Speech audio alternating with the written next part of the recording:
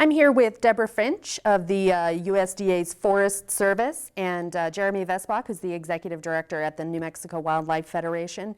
Deborah, do bears watch Breaking Bad? Or is there some other reason why they've decided on Albuquerque as a tourist destination? Well, I watch Breaking Bad, but I don't think bears do. I think bears are just natural in this environment. You know, we have bears up in the Sandia Range and throughout New Mexico, and so they're a native inhabitant of New Mexico, and actually black bears are throughout the United States.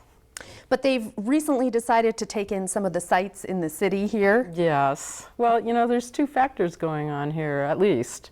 One of them is urban expansion, and our populations continue to expand up into the East Mountains and across the mesa and so forth. And so we are beginning to move into more and more bear range. But at the same time, you know, we're all familiar with the drought conditions, you know, and bears are looking for food because their food sources, such as berries and insects, have been affected by the drought. And so they're moving down into this more vegetated area of the urban environment looking for food.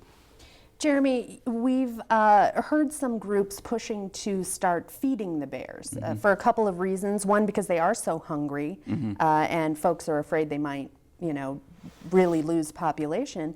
But also, you know, talking about putting the feeding stations deeper into the mountains to kind of lure them back in there. Does your group support that idea?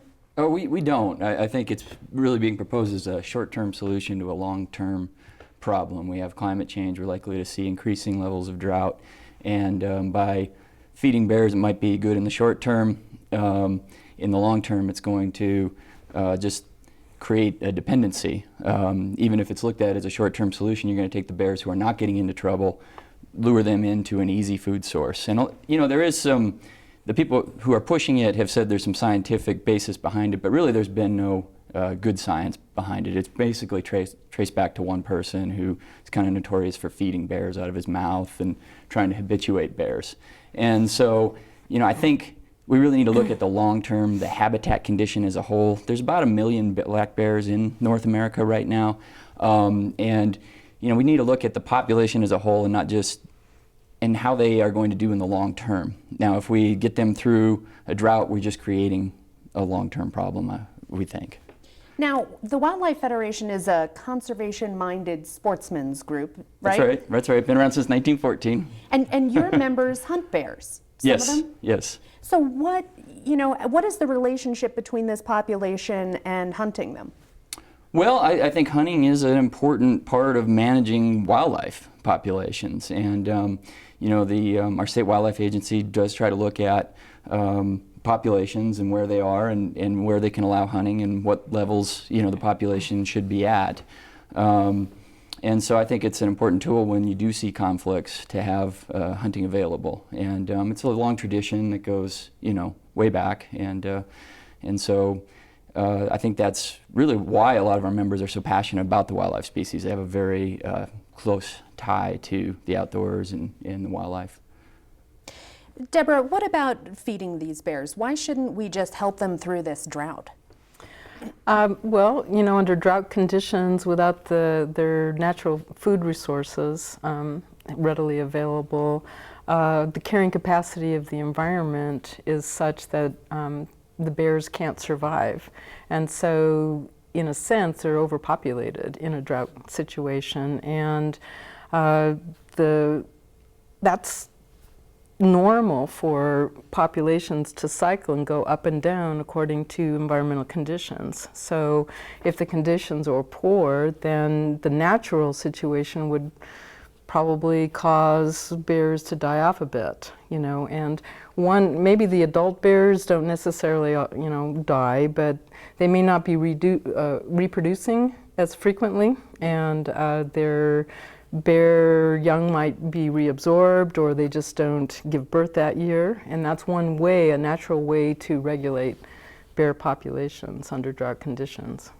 So what are the kinds of impacts that we're seeing from climate change on the plants? What we're seeing with plants is that fewer plants are seeding, and also their reproductive cycles are different than under more rainy conditions, and so their reproduction may be either advanced, so because it's warmer, and so they're pollinating earlier. They're being pollinated earlier, they're fruiting earlier, they're dropping their seeds earlier. So we see that, and so to some extent there could be some mismatches between the fruiting cycles of plants and populations, like bear populations, coming out of hibernation. They come out in the spring, they're starving, they're looking for berries and acorns and things that they're used to see at that time of year, and maybe they're coming earlier or later. The bears may be coming out later than the actual food resources that are available, and we're finding that is also true. I'm a bird biologist, so I'm going to sneak in a little observation about birds, is that we're finding that birds are migrating at a different schedule than they used to, many species, and they're migrating further north. And so again, we're seeing some mismatches with birds arriving on their breeding grounds, and the food is not available. In some cases, the food is not available yet. Another species that we've been talking about a lot lately in terms of food not being available, or of them being food, is the horses. Jeremy, we were talking before we came in here about wild horses around Albuquerque. Yeah. Have you been watching this phenomenon? Yeah, I mean, there's a feral horse population out by Placitas. A lot of them are, just horses that people have let go and didn't want to take care of. And, they have no natural predators, and they can increase 25% a year, especially if they're supplemental feeding. A lot of people go out and put out feed for them. And what happens is, any animal like that is, when it's supplement feed, when there's extra food put out, it's just devastated the natural habitat there. Now, it is a fairly urban area around Placitas, so the wildlife conflicts are not huge, but the public land there's some Bureau of Land Management land. It is basically grazed to the dirt, and it's a real issue. It's a serious problem, and I think when you contrast feral horses with something like feral hogs, you can really see how this is a cultural issue where a lot of people just don't want to see horses managed in any way. They want them to be wild and free and not touched, but the reality is that's not nice to the horses either. They end up starving. So it's a controversial issue, but I think like a lot of these controversial issues, it comes back to what's not the sexy thing, but habitat. Whether it's bears or feral horses or wherever it is. I mean, what we try to do is work a lot on habitat. So like the Sandias, there's organizations working to make connectivity between the Manzano Mountains and the Sandia Mountains, so that the bears can move back and forth between habitats, because the Sandias is less of a habitat than it used to be. It's a fairly urban mountain range with a lot of population encroaching right up on traditional habitat. So it's key to have those places connected. So there's a lot of work going on to make sure they can move over the interstate there, I-40 that goes between the mountains.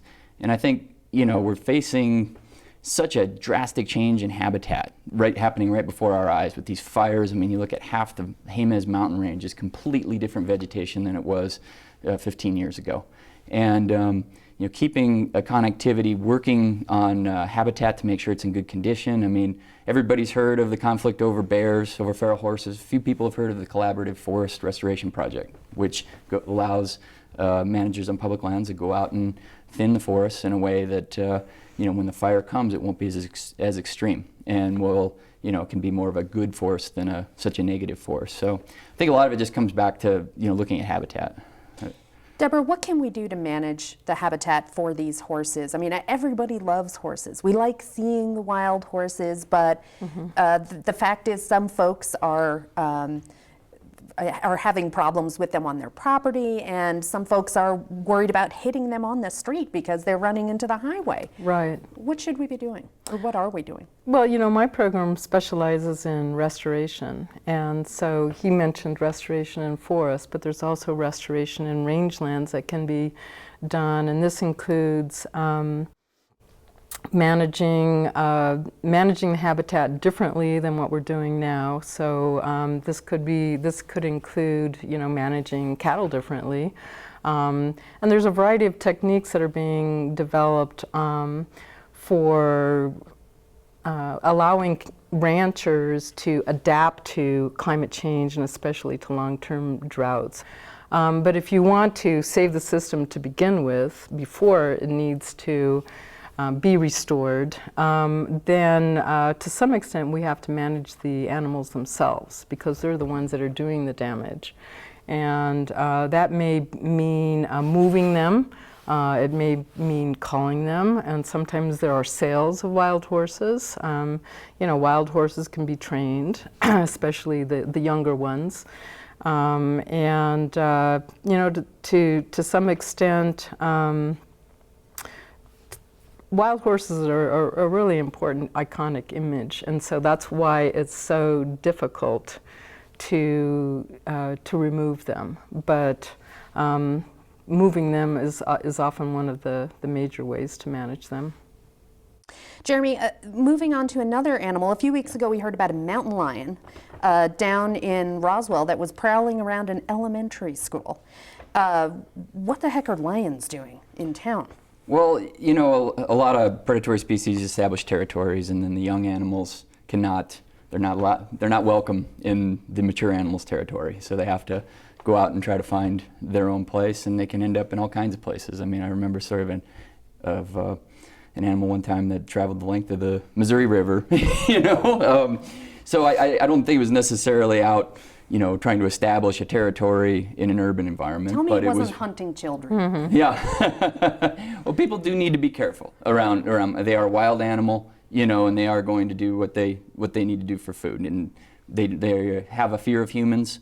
You need to be cognizant of any wild animal, though. Mm-hmm. And how big is a mountain lion? How big? A big male can get to 160 pounds. I mean, they're a big, effective predator. I think I'm more afraid of them than they are of me. That's healthy. And I've been out hunting and had an encounter with one where it was a good rain year we had, and the grass was up to my chest, and it came up on a rock and looked at me and then disappeared back into the grass. And I spent a lot of time looking behind me after that. We hunt mountain lions in New Mexico, don't we? We do, yes. And basically, we hunt a lot of wildlife species, and and once again, it's it's a management tool especially in areas where there may be human conflicts. It can help instill some fear of humans. Mm-hmm. We do hunt mountain lions. They have healthy populations in the state, and again, it's a matter of having the ability to manage those populations because they will have conflicts with humans, and it can be bad for the animals as a whole if they do have those conflicts. And I think that's kind of what's going on with wild horses. I mean, some of the wild horse advocates are, in some ways, the horse's worst enemy because people feel like they cannot manage them at all, and any feral horse population is going to be a problem. They're not going to want to have those around. They're just become a headache. They destroy the habitat for other species. So. And mountain lions will take horses too, so that's one point. So they do have a natural predator, the horses. I was going to say that mountain lions are an important part of the ecosystem. They're one of the top carnivores in New Mexico, and it's really important to maintain their populations. Deer populations in particular can become overpopulated, and without all of the natural predators like wolves, mountain lions are the ones that we now look to manage deer populations and keep them in check. Another thing that mountain lions might snack on are prairie dogs, which I think, like horses, we all kind of think are really cute because they are, mm-hmm. right? But we saw that there is a gun shop in Los Lunas that wants to have a contest to see who can kill the most prairie dogs, and I think the winner gets a rifle. Jeremy, what does your group think of contests like this? Well, I think it tends to give hunters a bad name. It's kind of a cultural conflict here. You have people who view prairie dogs as a pest, which in some places they can be, agricultural fields, that kind of thing, and others who view all prairie dogs as beneficial, whereas in natural habitat they are beneficial. There's been studies in Wyoming that antelope and bison spent more time in prairie dog towns than they did other places because they tend to crop the grass so they can see. It creates a lot of new growth. They bring in a lot of other wildlife species. So, but I think this is a lot about publicity for the gun shop. I think the people who are opposing it and the people who are promoting it are kind of feeding off each other with publicity.